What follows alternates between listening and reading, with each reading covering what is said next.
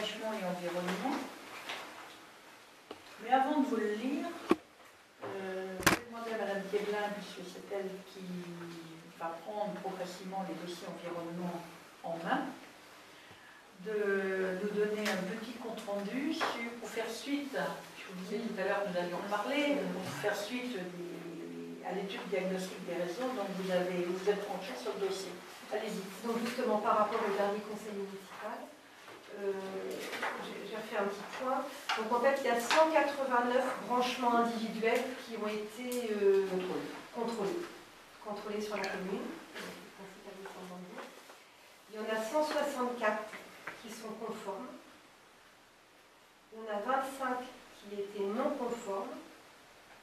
Et à ce jour, il y en a 5. Alors peut-être que cet après-midi, c'est ce que vous avez dit.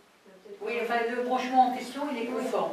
Le branchement, les gens que j'ai eus cet après-midi, voilà. Et pour l'instant, il y en a 5 qui se sont mis en conformité et qui sont en train de le faire suite au courrier qu'ils ont reçu le 4 juin. Voilà, puisque les premiers courriers ont été envoyés fin février et que progressivement, étudiant dossier par dossier, on a terminé, comme je vous l'ai dit l'autre jour, le 4 juin ou le 5 juin, le 10 juin, je ne sais plus. Donc, naturellement, quand il y a des travaux lourds à faire, il faut que les gens déjà aient conscience de leurs problèmes, fassent venir l'entreprise, que l'entreprise... bon, j'ai un monsieur la semaine dernière... qui est revenu, qui était déjà venu me voir 2 fois, et puis qui me dit, bah, ça y est, mon locataire a retiré, en fait, il y a plus de la vie, vous étiez là, je crois, il n'y a plus, ça y est, c'est terminé, il n'y a plus rien dans le sous-sol, etc. Je dis, oui, mais le branchement du sous-sol, allait, là, du coup, c'était le contraire, c'était un branchement usé qui allait dans les pluviales, un lave-linge qui avait été mis dans le sous-sol. Oui. Parce que attention, quand on dit non conforme, rajouter la machine à laver. Quand on dit non conforme, ça peut être un sens comme dans l'autre. Hein. Voilà, il faut bien, c'est pas uniquement plus vieille, voilà. Donc c'est bien dans les deux choses. Et alors, ce monsieur me dit, mais ça y est, de toute façon, il y a le lave-linge, ils l'ont monté dans la salle de bain. Je dis oui, mais aujourd'hui, c'est monsieur X qui est votre locataire. Vous me dites qu'il a fait la chose, je suis tout à fait d'accord. Mais la canalisation n'a pas été chantée. Ça veut dire que demain, vous changez de locataire, vous n'allez pas venir voir. Il va s'apercevoir qu'il y a un écoulement. Il va dire, bah, je remets mon lave-linge là dans le sous-sol. Or, votre lave-linge dans le sous-sol, il va dans les pluviales, il va dans les usées. Moi, je ne peux pas considérer en l'état actuel des choses que les travaux sont effectués. Vous me dites, c'est bien, je le note dans le dossier. Mais le problème n'est pas résolu. Donc quand vous changez de locataire, en plus c'est une maison qui va bouger si peu normalement, et quand vous allez changer de locataire, vous faites les travaux. C'est très facile à faire, il suffit qu'il retire déjà l'évacuation en PVC, qu'il la sectionne, et puis qu'on prenne une photo, etc. Moi dans le dossier, je veux la preuve pour considérer que le dossier est complètement classé.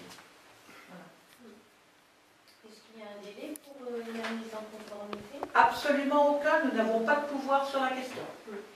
C'est comme les assainissements individuels, les gens qui sont raccordés, enfin qui ont une fosse toute zone, et que c'est la mairie qui remplit les renseignements d'urbanisme. Donc la mairie, ben, nous on a les dossiers, on a les doubles. Donc on remplit. Et ça fait quoi au final? Ben, au moins l'acquéreur il est informé que l'installation n'est pas conforme. Après il fait ce qu'il veut. Non, mais je vends ma maison 100 000 €, je la mets à 110, je regarde, ben voilà, c'est pas énorme, t'as 10 000 €, bon je te la rends 100, ça revient au même, on oui, ne pas. Je suis d'accord, mais au moins... C'est aveuglé de mulet, quoi, c'est de la connerie. Oui, mais, je suis d'accord avec vous, mais je veux dire que l'acquéreur, il sait que quand il achète, son installation n'était pas conforme. Oui. Il en a connaissance. Ça n'a pas été le cas partout, hein. Moi, j'ai une dame dans le bourg qui a acheté une maison et qui vient de découvrir qu'elle n'a pas d'assainissement conforme. À la base, c'est le boulot du notaire. Oui. C'est même pas le boulot de la commune, c'est le boulot du notaire. Mais à l'époque, c'était pas obligatoire. Les contrôles n'étaient pas obligatoires. Moi, on m'a vendu ma maison avec l'eau et le qu'il n'y avait rien du tout dedans, au niveau du notaire. C'est le notaire qui a eu la gentillesse de me payer. C'est le travail du notaire de se renseigner tout ça, c'est ni le boulot de la commune, ni quoi que ce soit. Si, parce qu'on a l'obligation, nous, de remplir les renseignements d'urbanisme, tant que l'étude diagnostique n'était pas faite. Moi, j'ai remarqué bien des fois dans les machins, dans les documents, assainissement supposé, conforme, aucun contrôle d'installation effectué. Je ne pouvais pas dire qu'il était conforme. Ouais, si vous n'avez pas de pouvoir visuel, vous pouvez lever aucun tampon, vous ne pouvez pas justifier, c'est aux normes, c'est pas aux normes. Tandis que là, on a des références, on est à peu près au moins sûr que les gens qui vont acquérir, qui vont acheter un bien, ils auront le reflet de ce qu'a révélé l'étude diagnostique. Au moins, on sait qu'ils auront l'information. Moi, j'ai rencontré cet après-midi un couple qui a un assainissement qui est conforme, sauf que pour qu'il soit conforme, il passe. Donc, je vais faire un petit portrait vite fait. La maison, elle est là. Hein. La route, elle est ici. Et leurs canalisations, bon, leurs effluents viennent là, leurs canalisations sont comme ça. Voilà. Et ils vont se brancher dans la rue ici. Sauf que ce terrain-là ne leur appartient pas. D'accord? Du soir au lendemain, ces gens-là, ils sont propriétaires depuis 20 ans. Du soir au lendemain, celui qui est propriétaire de ça dit « je vais construire ». Comme on est en plein bourg, on peut construire, on a obligation de construire dans l'alignement du bâti, parce qu'on est dans le périmètre rapproché de l'église, dans l'alignement du bâti. Que devient la canalisation là? On construit dessus pour mettre un mur en doublon. S'il n'y a pas de servitude de... Et il n'y a pas de servitude de créer. On peut très bien dire on peut très bien dire débrouillez-vous, éjectez votre canalisation pour que quelqu'un il casse toute sa baraque pour faire son truc.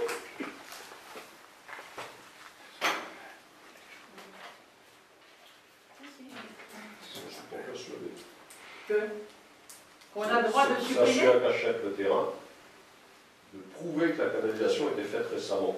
Si c'est prouvé qu'elle est là depuis des années, celui qui achète le terrain ne fait rien à faire. Il n'y a pas de servitude établie. Pas de servitude établie. Quand vous allez chez un client, ça s'est passé comme ça. Quand on va en local et tout, c'est... Moi, mon rôle a consisté à les informer et puis à ce qu'ils prennent.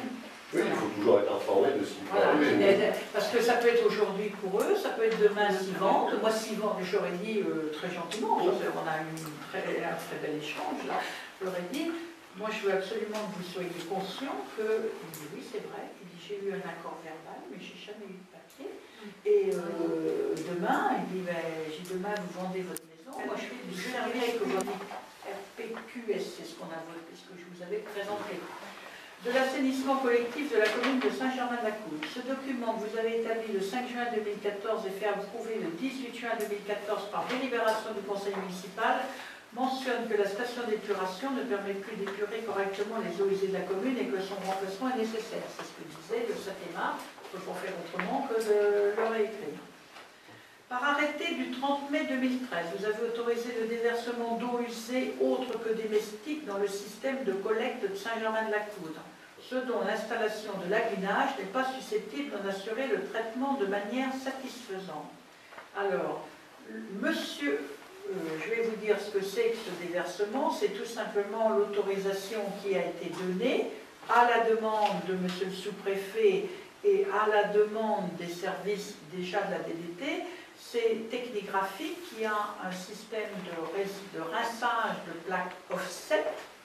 Alors Technigraphique, ils ont une installation qui leur permet de recycler leur eau en interne, ce qui fait qu'ils consomment beaucoup depuis quelques années, combien, 2-3 ans?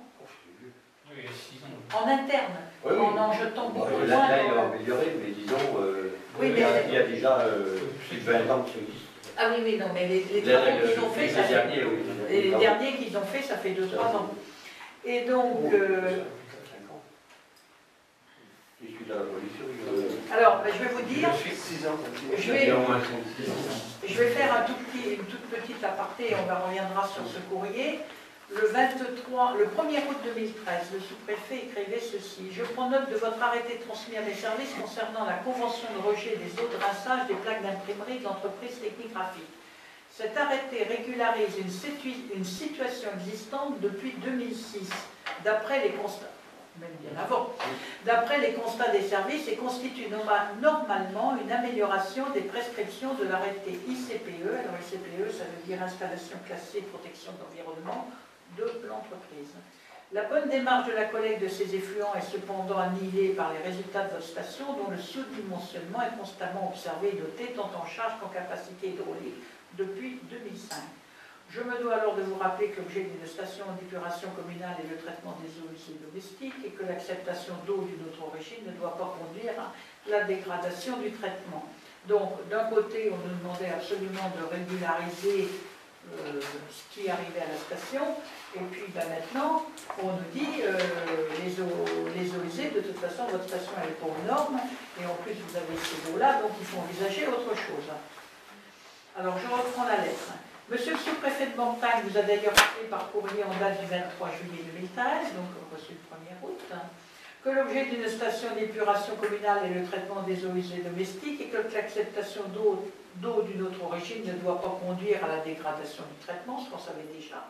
En conséquence, je mets en demeure la commune de Saint-Germain-de-la-Côte de refaire une station d'épuration qui fonctionne. Je vous demande de me remettre avant le 31 décembre 2014 une délibération de votre conseil municipal s'engageant à réaliser sous 3 ans une nouvelle station d'épuration conforme aux normes en vigueur et de joindre à ce document un échéancier prévisionnel des travaux de construction. J'attire votre attention sur le fait que toute l'urbanisation future de votre commune est liée à la mise en œuvre d'une capacité épuratoire des eaux usées conforme aux objectifs de la réglementation et de la directive cadre sur l'eau. Bon, sous-entendu, si demain nous voulions faire en urgence un lotissement communal, on vous dirait on ne vous donne pas l'arrêté préfectoral parce que votre station d'épuration n'est pas aux normes, ce que vous savez déjà, et auquel cas vous n'avez pas le droit de venir l'agrandir. Alors je ne vais pas vous demander de prendre la délibération ce soir, dans la mesure où ce n'était pas inscrit ainsi à l'ordre du jour, et dans la mesure où, comme je vous l'avais annoncé précédemment, il fallait que j'arrive à avoir à la fois l'agence de l'eau Loire-Bretagne et les services du SATEMA, Conseil général, pour faire une réunion pour voir comment nous nous organisions sur la suite des différentes études diagnostiques des réseaux. Donc cette réunion aura lieu. Alors les conseillers concernés ont la convocation dans la chemise, aura lieu de mémoire le 24 septembre, c'est ça? Je vous ai dit. Donc en présence de M. Garin, Eury,